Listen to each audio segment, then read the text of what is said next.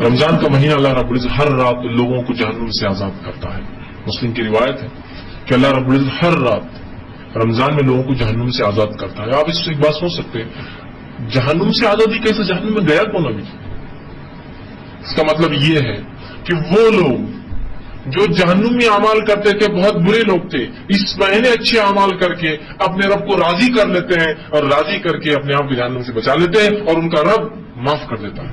یہ معنی ہے اس کا.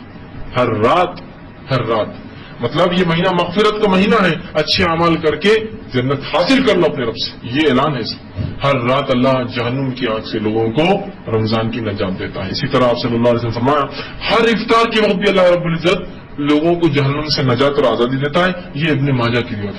ہر افطار کے ہر روز. اس کا کیا معنی ہے؟ اس کا معنی ہے کہ جو آدمی روزہ رکھتا ہے خوشی اور خضوع کے ساتھ، اللہ اس سے راضی ہو جاتا ہے اور افطار کے وقت اس کو آزادی دے دیتا ہے. جس کو جہنم اس کی تقدیر میں لکھ دی تھی اس کو آزادی دے دیتا ہے، اس کو مغفرت کر دیتا ہے، اپنے رحم و کرم سے اس کو معاف کر دیتا ہے. مطلب وہ آدمی ایسے اچھے اعمال کر لیتا ہے کہ اپنے رب کو منا لیتا ہے اور روزہ ختم ہونے سے پہلے اپنی مغفرت پا لیتا ہے. یہ معنی ہے اس کا.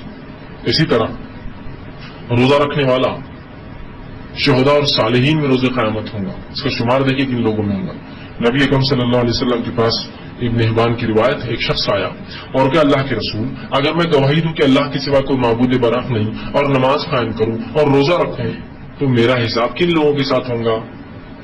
اسے سوال کیا اگر میں یہ 3 کام کروں، فرائض جو ہے، باقی فرائض جو ہے زکوٰۃ اور وہ تو ظاہر سی بات ہے، لیکن یہ 3 تو توحید، نماز، ظاہر سی بات ہے، اور روزہ سب کو رکھنا ہے بالکل عام. تو کہا اگر یہ تینوں کروں تو میرا حساب کن کے ساتھ ہوگا؟ تو کہا اگر تو یہ تینوں کام کر لے کہ توحید پر قائم رہے، نماز قائم کرتا رہے، روزہ رکھتا رہے، تو تیرا حساب روز قیامت شہداء اور صالحین کے ساتھ ہوگا. کس کے ساتھ ہوگا؟ شہداء اور صالحین. شہید کا بہت بڑا مرتبہ ہوتا ہے، یاد رکھیے، بہت بڑا. اس کا اتنا بڑا مرتبہ ہے کہ اس کی خون کے خطرے زمین پر گرنے سے پہلے جس سے اس کو موت آتی ہے اس کی مغفرت ہو جاتی ہے. اور اتنا بڑا درجہ ہے کہ جو لوگ شہید ہوتے ہیں اللہ ان کی روحوں کو قبض کرنے لگاتا ہے اور سبز رنگ کے پرندوں میں ڈال دیتا ہے، ہرے کلر کے پرندوں میں ڈال دیتا ہے. اور یہ پرندوں کو پھر حکم ہوتا ہے کہ جنت میں جہاں چاہو چپتے پھرو، اور وہ اڑتے رہتے ہیں جنت میں. ابھی سے پھر رہے جتنے لوگ شہید ہوئے، جب ہوں گا آخرت تب حساب الگ. ابھی گھوم رہے ہوں، جنت میں چھوڑ دیا جاتا ہے، وہ گھومتے اور چوکتے رہتے ہیں اللہ کے پاس، اور ان کی گھونسلے اللہ کے عرش کے نیچے ہوتے ہیں، وہاں کر رکتے ہیں پھر نکل کر جاتے ہیں جنت کے اندر. تو اتنا بڑا مرتبہ ہے. تو شہداء کے ساتھ ہے، صالحین کے ساتھ ہے. کون؟ جو روزے رکھتا ہے، نماز قائم کرتا ہے اور توحید کرتا ہے. تو روزے کی بڑی اہمیت ہے، اس کو ہم رکھیں. اسی طرح رمضان کی ایک اہمیت اور فضیلت بعد اس کے کہ اس کی ایک فضیلت روزہ ہے. دوسری فضیلت جو بڑی اہم ہے وہ ہے کہ اللہ رب العزت نے اس مہینے کا انتخاب اپنی آخری کتاب کے نازل کرنے کے لیے کیا ہے نا. یہ فضیلت ہوئی نہیں؟ کتنی اہم بات ہے کہ اللہ رب العزت نے جو کلام اپنے اتارے ہیں، اپنا آخری کلام اس مہینے میں اتارا. بلکہ ایک روایت کے مطابق ہر کلام اللہ کا جو کتاب اتری اسی مہینے میں اتری. اور اس کی دلیل سورہ بقرہ سورہ نمبر 2 آیت نمبر 185، شہر رمضان الذی انزل فیہ القرآن ھدی للناس بینات من الھدی والفرقان. رمضان وہ مہینہ تھا جس میں قرآن کا نزول ہوا انسانیت کی ہدایت کے لیے، اور ایک فرق کرنے والی کتاب فرقان بنا کر بھیجا، کسوٹی بنا کر بھیجا جو حق اور باطل کو الگ کرتی ہے، دن اور رات کو الگ کرتی ہے، برائی اور اچھائی کو الگ کرتی ہے، حلال اور حرام کو الگ کر دیتی ہے. تو یہ ہے قرآن. کب اترا یہ قرآن؟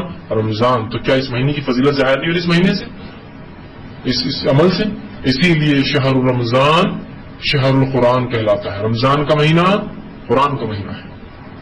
اور نبی اکرم صلی اللہ علیہ وسلم کا معمول تھا ہر رمضان آپ ایک قرآن ختم کرتے تھے. کوشش کریں کہ ہم بھی ایک قرآن ختم کریں.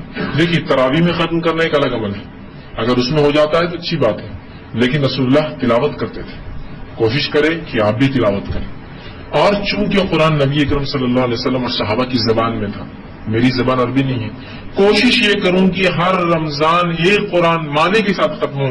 کم از کم سال میں ایک بار تو پتہ چلے میرا رب مجھ سے کیا چاہتا ہے. اور انسان بھولتا ہے، اگلے سال تک پھر کچھ بھول ہو جائیں گی، پھر ریپیٹ کروں گا، پھر اس کا جو معنی آئے گا، پھر حرام حلال کی تمیز آ جائیں گی اور پھر بولوں گا. ہر رمضان ایک قرآن معنی کے ساتھ ختم کروں، اور رمضان کے بعد سے اگلے رمضان تک ایک تفصیل ختم کرنے کی کوشش کروں. جب رمضان میں عادت ہو جائے گی میرے کو ماشاء اللہ پورے 30 دن قرآن پڑھنے کی، عادت کو جاری اور ساری رکھیے. فرق اتنا ہے کہ اب ترجمہ تو جان لیا، تفسیر میں جائیے کہ احکامات کیسے ہیں، ان کی گہرائیاں کیا ہیں، ان کی حکمتیں کیا ہیں، نبی اکرم صلی اللہ علیہ وسلم اور صحابہ کے اقوال کیا ہے، اس کے اوپر کیسے سمجھا علماء نے، تفسیر پڑھیے. ایسا معمول بن جائے تو ایک کایا پلٹ جائیں گے اگر تم سلام کہ قرآن کو پڑھ رہے ہیں رمضان مانے سے، ایک بار کم از کم ریپیٹ ہو رہا ہے، ہر سال ایک تفسیر ختم کر رہے ہیں، علم میں کیا اضافہ ہوگا زبردست، کتنا اضافہ ہوگا اندازہ لگا سکتے ہیں نا آپ خود. تو ذہن بھی کھلتا ہے، علم میں اضافہ ہوتا ہے، عمل میں پختگی آتی ہے، مضبوط مومن بنتا ہے انسان، مضبوط مومن بنتا ہے. تو کوشش کرے کہ ایک قرآن ختم کروں اور پھر سال بھر اس پر ایک تفسیر پہ عمل کروں، اگلا سال پھر آؤں گا ایک ترجمہ ختم کروں، پھر اس کے بعد ایک نئی تفسیر اٹھاؤں گا اگلے سال. کوشش کیجیے عمل ایسا بنانے کی. جن لوگوں کو قرآن نہیں آتا کوئی بات نہیں، کوئی حرج نہیں، سیکھ لیجیے فوراً. یہ کیسی بدنصیبی ہوں گی ایک مومن کی کہ اپنے رب سے ملے گا اور روز قیامت اور اس نے کیا پیغام بھیجا تو پیغام اس نے کبھی پڑھا ہی نہ ہو. کتنی بری بات ہوگی، اندازہ لگائیے. ایک انسان اگر اس کے رشتے دار اس کا ملک چھوڑ کر کسی اور ملک میں چلے گئے اور وہاں رہتے ہیں اور وہاں سے وہ خط لکھے جو ایسی زبان میں جو زبان میں نہیں جانتا، تو کیا کرتے ہیں؟ زبان سیکھنے کی کوشش کرتے ہیں یا جو زبان جانتا ہے اس سے پڑھواتے ہیں نا. تو اللہ رب العزت کا یہ سوال روز قیامت نہیں کرے گا کہ میری کتاب کے تعلق سے کیا محنت کی، کیا پڑھا، کیا جواب دیں گے؟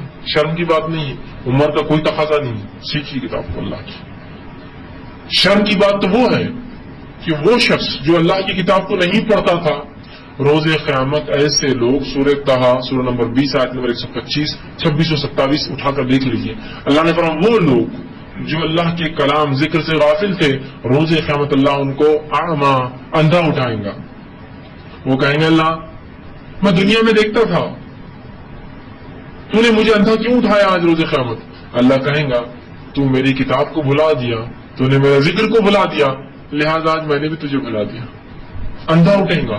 تو کتنا اچھا ہے کہ دنیا میں 10-20 لوگوں کو معلوم ہے مجھے قرآن نہیں آتا، اور اس سے زیادہ کیا بولیں گے؟ بول کے اب تک نہیں سیکھا. ٹھیک ہے، ہنسنے والے کے دانت دکھتے، بولنے والے کے دانت دکھتے، میرا کیا جا رہا ہے، میں تو سیکھ رہا ہوں. لیکن روز قیامت آدم بھی موجود ہے جو ہمارے باپ ہوں گے، اور تمام انبیاء بھی موجود ہے، ان کے صحابہ اور ہماری بھی موجود ہے، اور قیامت تک کے آنے والے انسان موجود ہے. اور ایک آدمی اندھا اٹھ رہا ہے، اس کو کہا جا رہا ہے تو قرآن نہیں پڑھتا تھا. کیسی بدنامی ہے، ایسی بدنامی مقام محشر میں ہو رہی ہے. بدنامی اندھا اٹھ رہا ہے، اندھا اٹھتے لوگ بولیں گے تو قرآن نہیں پڑھتا. اس لیے کہ جو مادرزاد اندھے بھی ہوں گے تو روز قیامت دیکھیں گے، لنگڑے ہوں گے تو وہ بالکل سیدھے ہو جائیں گے، کمیاں ہوں گی تو دور ہو جائیں گی، پاگل ہوں گے تو صحیح سلامت ہو جائیں گے، وہاں نہیں اٹھیں گا انسان سے، بالکل فریش اٹھیں گا وہاں. لیکن جو اندھا اٹھیں گا سب بولیں گے ہاں قرآن نہیں پڑھتا تھا، اللہ کی کتاب سے محروم تھا. کیا بدنامی ہے خطرناک. کروڑ انسان سمندر سے بھی زیادہ تعداد میں کھڑے ہیں اور اندھا اٹھ رہا ہے.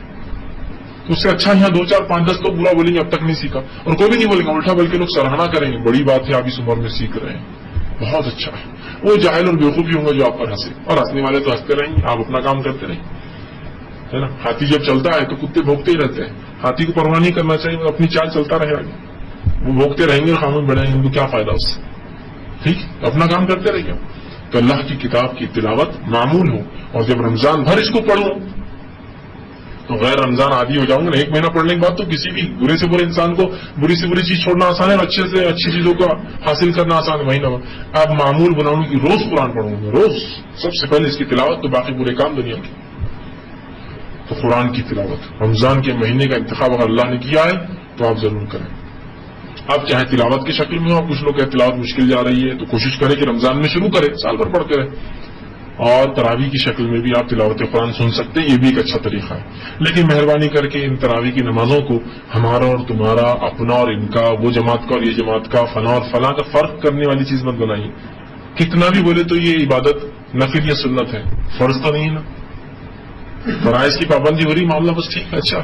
اب وہ 20 رکعت پڑھتا ہے، 8 رکعت پڑھتا ہے، 28 رکعت پڑھتا ہے، رات بھر پڑھتا ہے، نہیں پڑھتا ہے، جان دیجیے وہ ایشو اور وہ مسئلہ نہ ہو، میرا آدمی اور تمہارا آدمی، اس کا آدمی اور اس کا آدمی، غلط اور صحیح، مومن اور غیر مومن، اپنا اور پرایا، جماعتی اور غیر جماعتی نہیں ہونا چاہیے. اللہ کے لیے رمضان کے مہینے کو ٹائم پاس مہینہ مت بنائیے، سنجیدگی کے ساتھ عبادتیں کیجیے، ذکر و اذکار کیجیے، تلاوت قرآن کیجیے، اور جو کچھ بھی جو انسان عبادت کر سراہیے اس کو بہت اچھا کرتے رہیں. اگر لگتا ہے وہ غلط ہے لیکن کرتا رہے گا تو ضرور ایک دن جو ہے وہ حق کی طرف آئے گا. یہ سوچ کے چھوڑ دیجیے. لڑائی کا موضوع مت بنائیے، جھگڑے کا موضوع بنائیے، اختلاف کی وجوہات مت بنیے، کم از کم ان باتوں پر جو فرائض میں اختلاف نہیں ہے، جن کا سنت اور غیر سنت تو نہیں بول رہے نا کوئی، ٹھیک ہے چلنے دیجیے اس معاملے کو. بہرحال یہ چند فضائل تھے. آخر میں اللہ رب العزت سے دعا ہے کہ اللہ سبحانہ تعالیٰ کہنے سے زیادہ عمل کی توفیق عطا فرمائے. ہم تمام کو آنے والے رمضان کو صحیح طریقے سے منانے کی توفیق دے. اس رمضان کو ہماری زندگی تبدیل کرنے والا مہینہ بنا دے. اس رمضان کا صحیح فائدہ اور تقویٰ اختیار کرنے کا ہمیں جو اللہ رب العزت توفیق دے اس مہینے سے. جب تک زندہ رکھے اسلام اور ایمان پر زندہ رکھیں. خاتمہ ایمان پر ہو آخر دعوانا ان الحمدللہ رب العالمین. جیسے جب تک زندہ رکھے اسلام اور ایمان پر زندہ رکھیں. خاتمہ ایمان پر ہو آخر دعوانا ان الحمدللہ رب العالمین. جیسے جب تک زندہ رکھے اسلام اور ایمان پر زندہ رکھیں. خاتمہ ایمان پر ہو آخر دعوانا ان الحمدللہ رب العالمین.